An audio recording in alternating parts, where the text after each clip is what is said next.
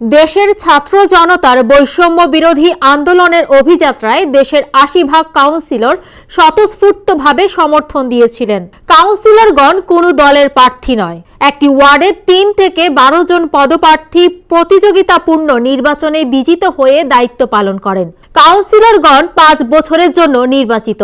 এজন্য কাউন্সিলরগণ নির্বাচিত তারিখ পূর্ণ মেয়াদকাল পর্যন্ত পুনর্বহাল রাখার অনুরোধ অন্তর্বর্তীকালীন সরকারকে জানান। উল্লেখ্য, সরকারি নির্বাহী আদেশে গত ২৬/৯/২০২৪ তারিখ দেশের সকল সিটি ও পৌরসভার কাউন্সিলরদের অপসারণ করে সরকারি অফিসারদের দায়িত্ব দেওয়া হয়। ১৮ ডিসেম্বর বুধবার বাংলাদেশ সিটি ও পৌর কাউন্সিলরের আয়োজিত আলোচনা সভায় অতিথি হিসেবে উপস্থিত ছিলেন ব্যারিস্টার আসাদুজ্জামান ফুয়াদ, নাসির উদ্দিন পাটোয়ারি, সার্জিস আলম, সাইফুল ইসলাম মধু, হাসনাত আব্দুল্লাহ, অ্যাডভোকেট নজরুল ইসলাম খান, জাহিদুর রহমান জাহিদ প্রমুখ। সাডেনলি গণ অভ্যুত্থান পরবর্তী বাস্তবতায় আমরা দেখলাম যে এলজিআরডি মিনিস্ট্রি থেকে এই সকল স্থানীয় প্রশাসনে যারা দায়িত্ব পালন করেছেন তাদেরকে তারা বাতিল করে দিয়েছেন ইউনিয়ন পরিষদ ছাড়া। যুক্তিটা ন্যায্যত, যেহেতু আওয়ামী আমলে নির্বাচন হয়েছে, ফ্যাসিবাদের আমলের কোনো নির্বাচনকে আমরা যেহেতু গ্রহণ করি না, আমরা ন্যায্য মনে করি না, বৈধ মনে করি না, সেই জায়গা থেকে তারা এটা করেছেন। করবার পরে আবার নতুন কিছু সমস্যা তৈরি হয়েছে। প্রথম কথা হচ্ছে, আপনি এটা করলেন, চট্টগ্রাম সিটি কর্পোরেশনের মেয়র আবার কিভাবে কোর্টের মাধ্যমে মেয়র হইল? তাহলে ইউনিয়ন পরিষদের নির্বাচনে তো ওই আওয়ামী ফ্যাসিবাদীরাই নির্বাচিত হয়েছে। তাহলে পৌর আর সিটি মেয়ররা এমন কি কবিরা গুনাহ করলো যে এইটা তওবা দিয়ে মাফ হইতেছে না?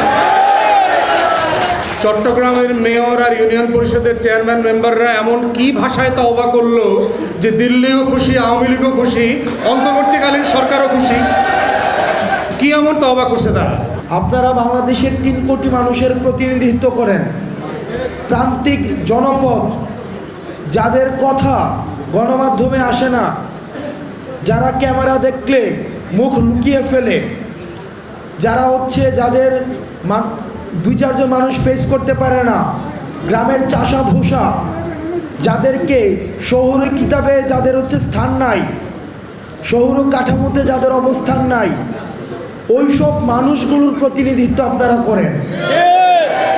আপনারা চাইলেই পারতেন ওই সব মানুষগুলোকে নিয়ে রাস্তায় নেমে যেতে, কিন্তু আপনারা এই অন্তর্বর্তীকালীন সরকারের আহ্বানকে আপনারা স্বাগত জানিয়ে আপনারা ওই পথে না গিয়ে আপনারা আলোচনায় এসছেন। এটার জন্য আপনাদেরকে আমরা বিশেষভাবে ধন্যবাদ জানাই। স্কুল, কলেজ, বিশ্ববিদ্যালয় লেভেলের স্টুডেন্টরা এভাবে জীবন দিয়ে গেল, ফ্যাসিস্ট বিরোধী সকল শক্তি ঐক্যবদ্ধভাবে রক্ত দিয়ে গেল।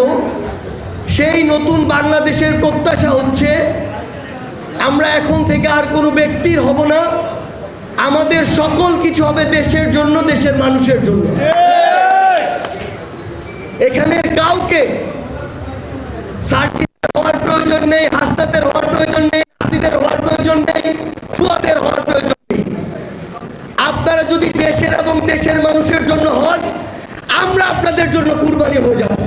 বাংলাদেশে উইমেন এম্পাওয়ারমেন্টের যে একটি অনন্য নজির, তা লোকাল গভর্নমেন্টের যে রিপ্রেজেন্টেশন সেখানে রয়েছে।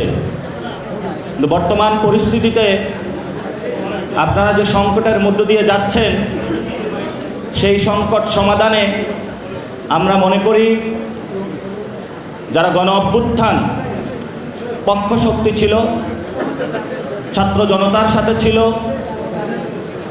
ফ্যাসিবাদের বিরুদ্ধে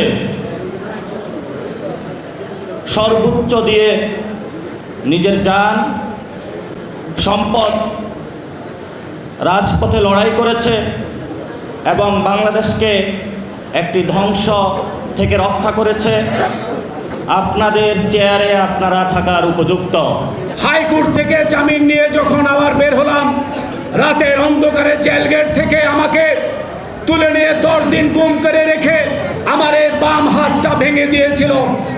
এই হাতটা দিয়ে আমি পঙ্গু অবস্থায় এখন জীবনযাপন করি। বন্ধুরা, আমরা কাউন্সিলররা জনগণের দ্বারে দ্বারে গিয়ে ভোট ভিক্ষা করে আমাদের সেবা পৌঁছে দিয়ে তার বিনিময়ে, ভালোবাসার বিনিময়ে আমরা কাউন্সিলর হয়েছি। মৌমিতা তন্নি, GVC টিভি, ঢাকা।